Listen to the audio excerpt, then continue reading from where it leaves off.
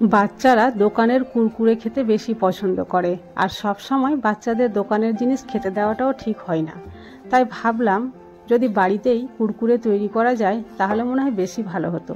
তাই একটা আলু দিয়ে তৈরি করে ফেললাম একেবারে দোকানের মতো কুরকুরে।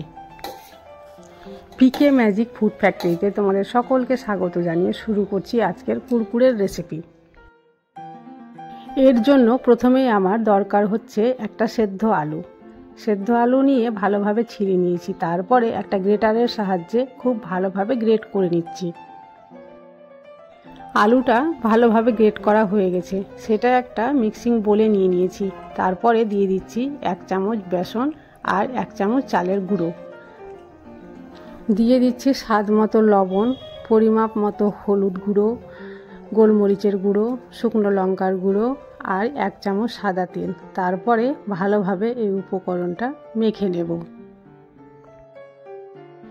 আর হ্যাঁ, তোমরা যদি এখনও পর্যন্ত এই চ্যানেলটি সাবস্ক্রাইব করে না থাকো তাহলে প্লিজ চ্যানেলটি সাবস্ক্রাইব করে দিও। আর যদি আগে থেকে সাবস্ক্রাইব করে থাকো তাহলে তোমাদের জন্য রইল অশেষ ধন্যবাদ। আলু আর বেসনের এই মিশ্রণটি একটু শুকনো মনে হচ্ছিল, তাই সামান্য জল দিয়ে একটু এই মিশ্রণটা নরম করে নিচ্ছি।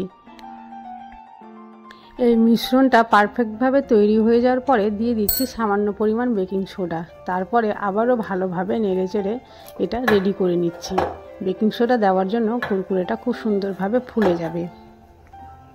এরপরে নিয়ে নিচ্ছি একটা গ্লাস, আর গ্লাসে দিয়ে দিচ্ছি একটা প্লাস্টিকের কোন, যে কোন দিয়ে সাধারণত কেক তৈরি করা হয়। তোমাদের কাছে যদি কোন না থাকে তাহলে যে কোনো পলিব্যাগ নিলেই হবে। এইভাবে এই তৈরি করে রাখা ব্যাটারটা এর মধ্যে দিয়ে দিলাম। তারপরে এই প্লাস্টিকটার মুখ ধরে পিছন সাইডে একটা কাঁচি দিয়ে ছোট দেখে ফুটো করে নেব। প্রথমে ফুটোটা আমি খুব পাতলা করছি, কারণ তোমাদের পাতলা কুরকুরে করে প্রথমে দেখাবো। গ্যাসের ফ্লেম অন করে একটা কড়াই বসিয়েছিলাম, আর কড়াইয়ে তেল দিয়ে দিয়েছি। তেলটাও গরম হয়ে গেছে, আর এই কুরকুরেগুলো কাঁচির সাহায্যে এইভাবে কেটে কেটে দিয়ে দিলাম। তারপরে তেলে এইভাবে ভেজে নিচ্ছি।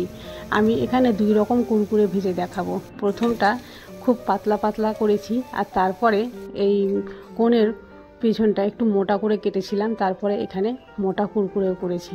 দুটোই কিন্তু ভালো হয় খেতে, তবে তোমাদের যেটা সুবিধা তোমরা সেটাই করবে।